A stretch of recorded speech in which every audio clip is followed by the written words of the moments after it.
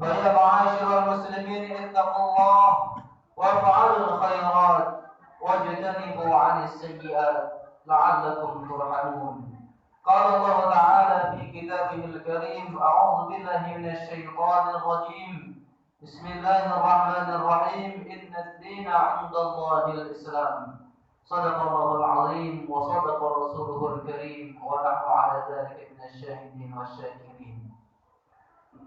Hadirin jamaah-jamaah rahimakumullah, marilah senantiasa kita tingkatkan keimanan kita kepada Allah Subhanahu wa taala serta ketakwaan kita kepada Allah Subhanahu wa taala dengan melaksanakan apa yang diperintahkan oleh Allah dan menjauhi segala yang dilarang oleh Allah Subhanahu wa taala.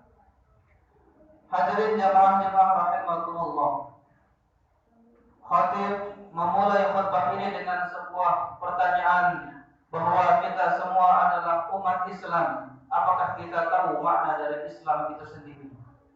Islam berasal dari kata salimah yang artinya adalah selamat. Islam juga dapat diartikan sebagai pembawa keselamatan atau pembawa kedamaian. Hadirin rahimakumullah, sedangkan menurut istilah Islam adalah agama yang dibawa oleh Nabi Muhammad SAW yang di dalamnya memiliki konsep-konsep ajaran. Sedangkan Allah Subhanahu wa taala berfirman, "Inna ad-dina 'indallahil Islam." Sesungguhnya agama yang ada di sisi Allah adalah Islam. Maksudnya agama yang ada di sisi Allah adalah agama yang dibawa oleh Nabi Muhammad SAW yang berisi konsep-konsep ajarannya.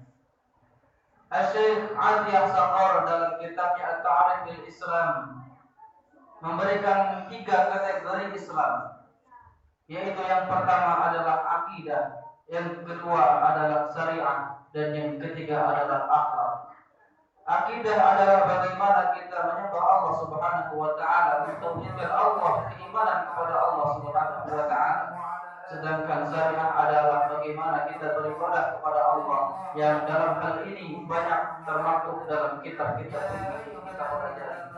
Sedangkan akhlak adalah bagaimana kita berperilaku kepada Allah, kepada Sang Pencipta dan seluruh yang diciptakan oleh Allah Subhanahu wa taala. Al-Qur'an adalah firman Allah yang diturunkan kepada Nabi Muhammad SAW melalui malaikat Jibril. Hadirin jamaah-jamaah rahimakumullah, lalu mengapa Al-Quran diturunkan dari langit ke bumi?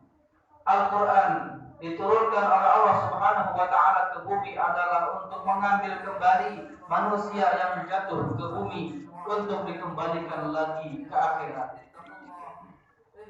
Hadirin jamaah-jamaah rahimakumullah, Nabi Adam adalah nenek moyang kita semua yang berasal dari surga. Maka pada sejatinya Al-Quran adalah surat undangan dari Allah Subhanahu wa taala untuk kita semua, mengundang kita semua untuk kembali ke kampung halaman kita, yakni di surga. Orang-orang yang beragama Islam insya Allah akan kembali ke kampung halamannya, yakni di surga, bagi siapa saja yang mengamalkan Al-Quranul Karim ke dalam kehidupan sehari-harinya. Akan tetapi siapapun yang ingkar kepada Al-Quran, tidak percaya kepada Al-Quranul Karim, maka ingatlah dalam banyak firman-Nya Allah Subhanahu wa taala menegaskan azabnya sangatlah pedih.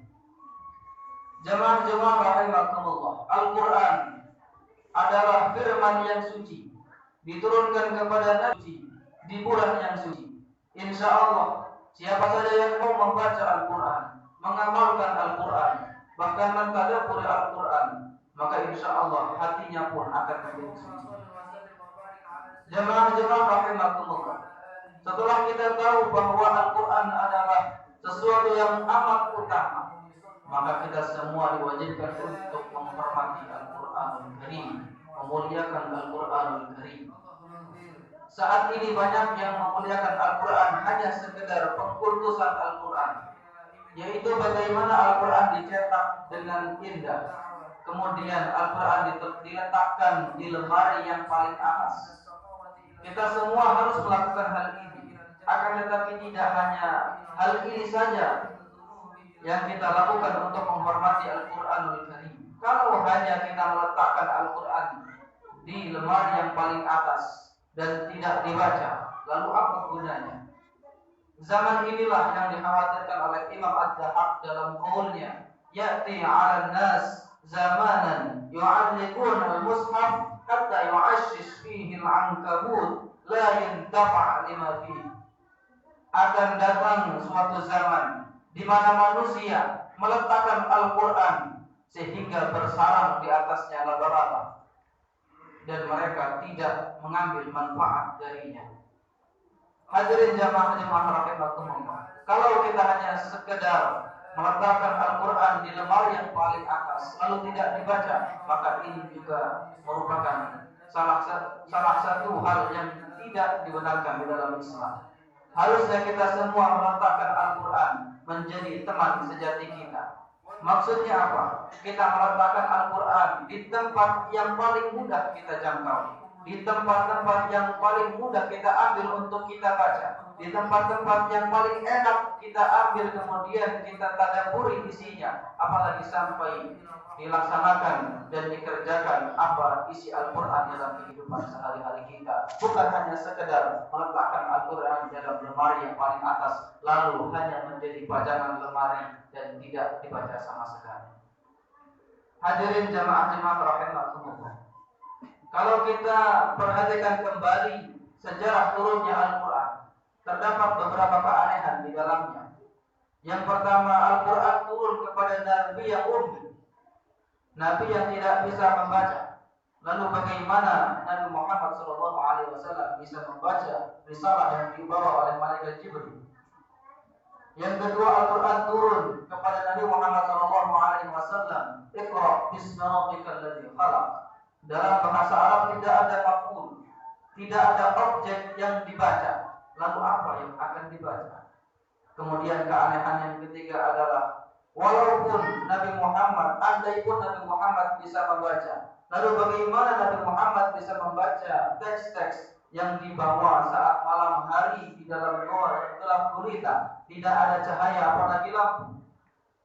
Maka bagaimana Nabi Muhammad bisa membaca saat gelap gulita?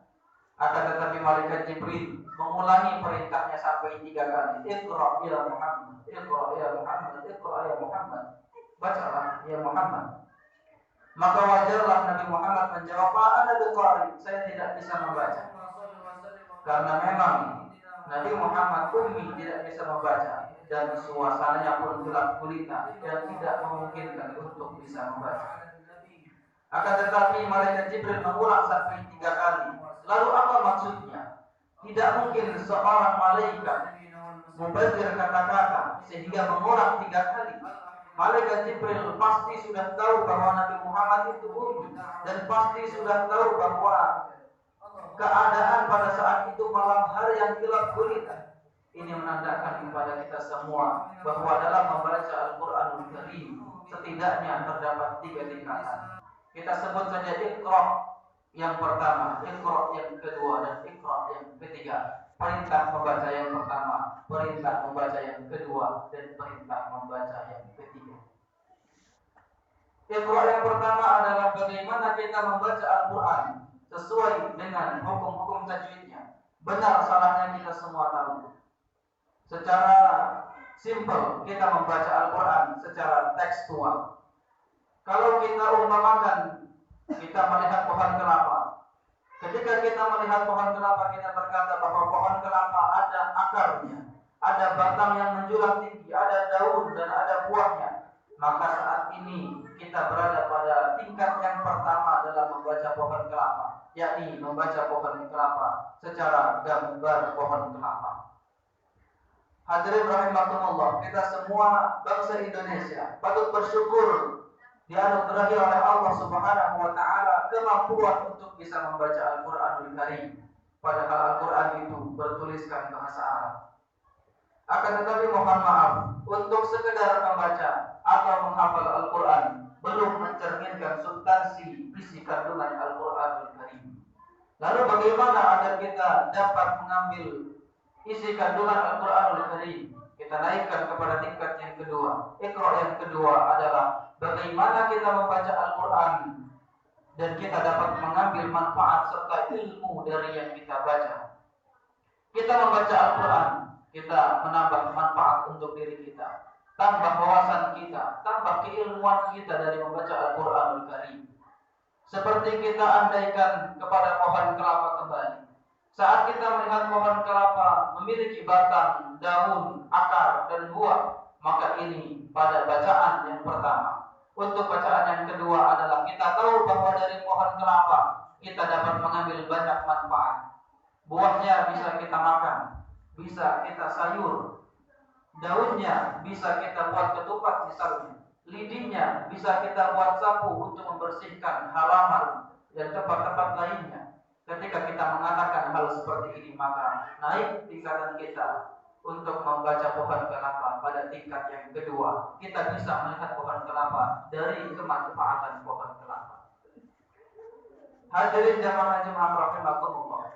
Untuk tingkat yang ketiga adalah bagaimana kita membaca Al-Quranul Karim seraya seperti kita bercakap-cakap dengan Allah Subhanahu wa Ta'ala, atau dengan membaca Al-Quranul Karim kita ingat kepada Allah Subhanahu wa Ta'ala.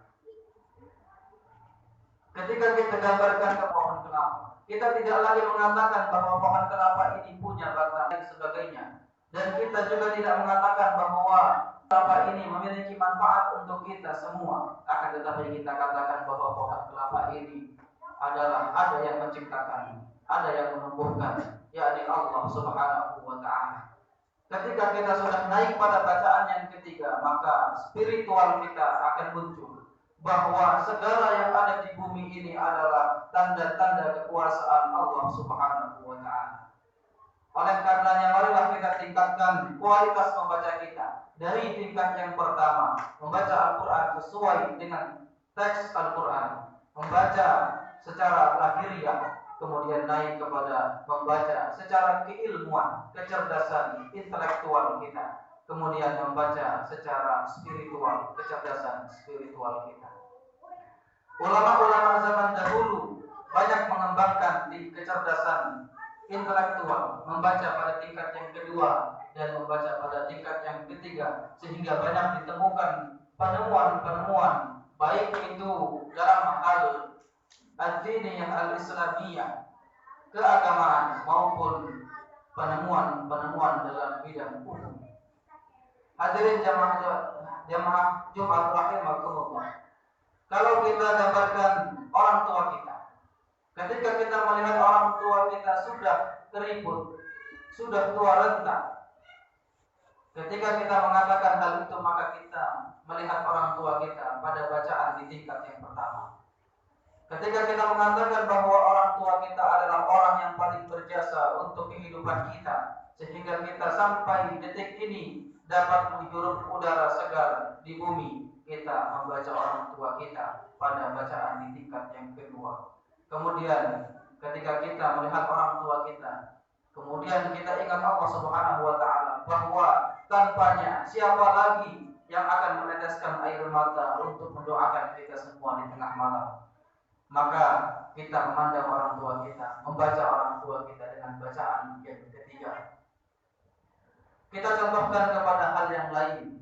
Ketika kita melihat sebuah perbedaan, maka ketika pada pandangan yang pertama, bacaan yang pertama, kita akan menganggap sebuah perbedaan adalah perselisihan, atau perbedaan ini membuat kita bercerai-berai.